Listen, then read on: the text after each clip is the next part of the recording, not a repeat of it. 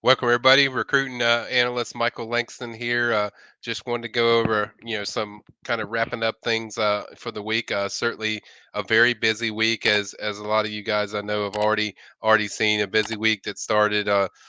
Even on April 3rd with five-star DB KJ Bolden. I've covered a lot of him. I still think Georgia's probably the team I hear the most about, but I think FSU is right there, also way up there with them. I think Alabama is another team that I've heard. So Alabama, Georgia, Florida State is the teams that I've heard consistently. I think Auburn's mentioned some, so I think those are all the teams I think probably you'll see an official visit. I think later in the week we saw four-star defensive end D.D. Holmes visit. I think FSU is going to get an official. Distance might hurt them some, but I want to see him get back for a maybe a unofficial in the summer. That's been talked about, so that's something certainly to watch. Four-star tight end, obviously Mortavius Collins, another one from Rome, Georgia, visited. It's another one I think FSU will get an official. So there's going to be a lot of options there for FSU at the tight end position. I'll cover the bigger one later. Three-star wide receiver Elijah Moore out of the DMV area. He also visited. That's a guy that I think FSU it took some time and certainly showed some extensive interest in. I think Norvell was around him a lot from what I could tell. So that's a guy that I think is also on their board at the receiver position. And then rounding out the week, you had four-star quarterback Cutter Boley from over there in the Kentucky area.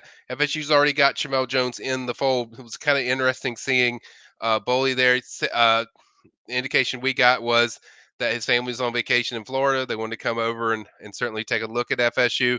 Certainly it seemed very engaging. Everything was pretty positive as far as what he saw from the practice. Great bond with Tony Tokarts. That's been established, I think, many times of every time Cutter's visited FSU.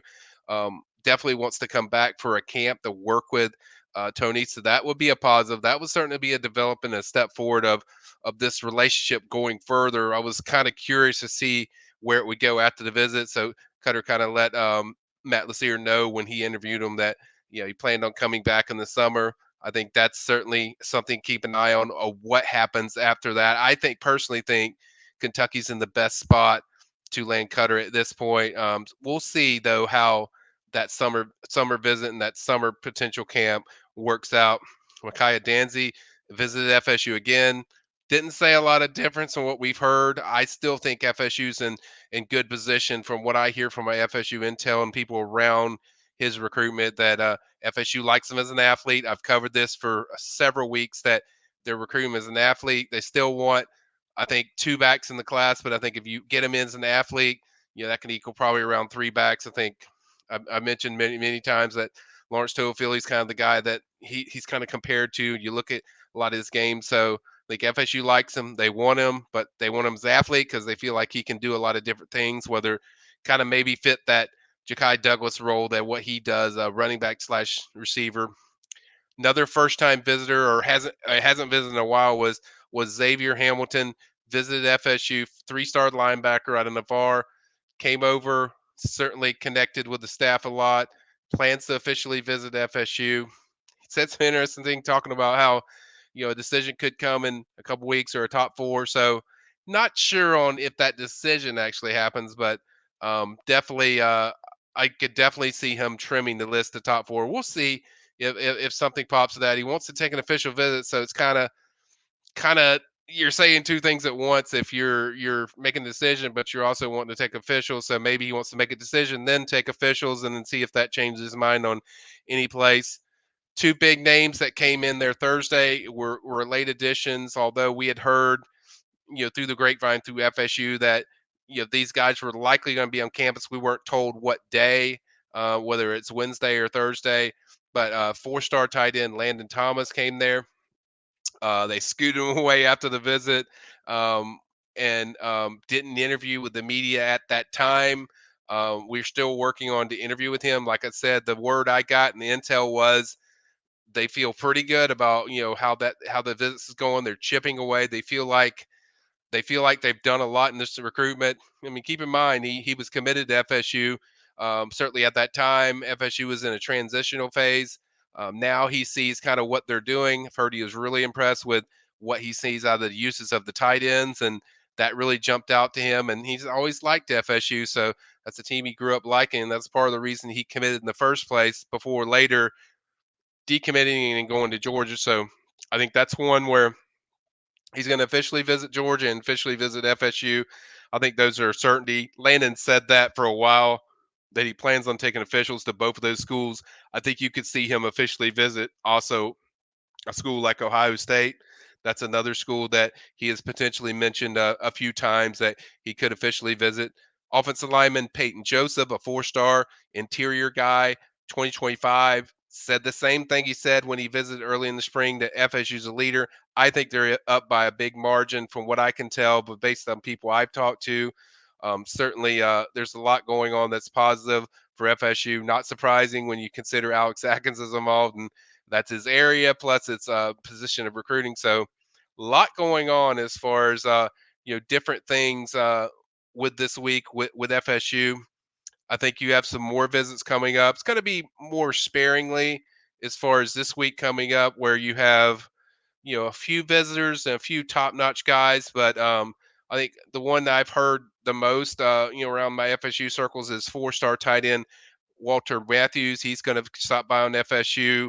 I want to say either April 11th or April 12th.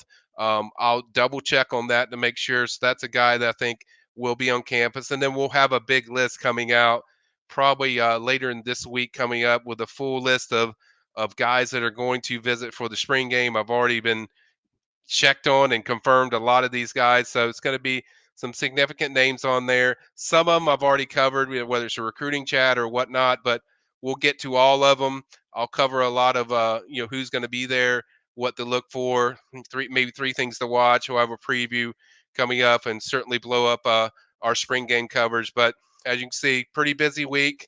FSU staying active as far as making sure they get kids on campus. For those that are wondering, it's Easter weekend, so I think they gave the players and kind of even recruits it to a certain extent, and even coaches, some a time with their family, and then I think things will get kicking on Tuesday and Wednesday. We'll see more visitors, but for now, continues to be solid movement. Had some people ask me about Luke Crumhawk visiting Penn State, as I mentioned on the board. I don't think FSU's that concerned with it. I think the parents or family or some people in the family like Penn State, and so they wanted to check it out and see what it was like. Outside that, I don't think there's anything to it. I don't think there's anything to be concerned about. Luke has said before that he was going to take a few places just to compare, but I think he's pretty sold on what's at FSU. So I don't think I checked on a lot of different contacts from both from close to Luke and in the family, and it seems like everything's good. So everything I got, that's kind of the wrap of kind of what's going on. As people have already seen, we released more of the hot board. The defensive ends were released. I'm going to do another thing called after the hot board that I really break down kind of, because that's probably going to be the last hot board because this changes so much. So I'll probably start doing like some 10 to watches and stuff like that. So to kind of break it down, since we're getting to the nitty gritty, and then we hit the month of May and get ready because it's going to be portal time again.